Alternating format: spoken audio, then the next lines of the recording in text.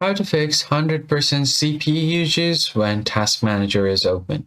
Hey everybody, welcome back to the channel. In this tutorial, we're going to see how you can easily tackle if you have 100% CPU usage whenever you open up your Task Manager. So this is pretty normal as when you open up your task manager, what happens is it's going to scan all of the tasks happening on your PC, so that that's why your CPU usage spikes for around 100% a bit, just like that, as you can see here. Now it's dropping down below.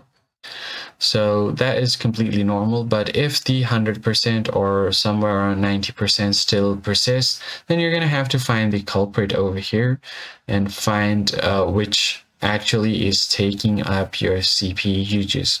Currently, I'm recording using OBS Studio, so most of my CPU usage is the power is going over to OBS, but remaining everything else looks pretty normal.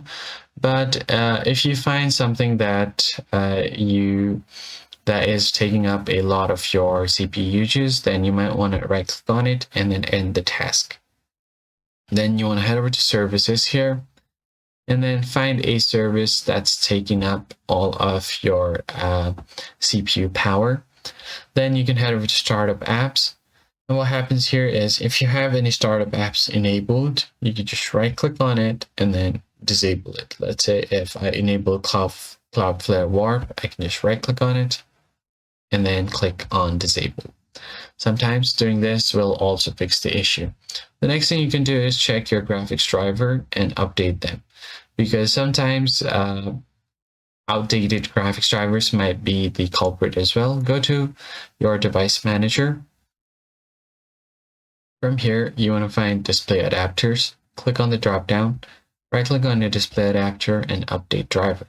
Search automatically for drivers, and then if it says the best driver is already installed, you're good to go. And close this out and restart your PC once, and you'll be good to go. So whenever I open up my task manager, it spikes up to 100% and then slowly comes down.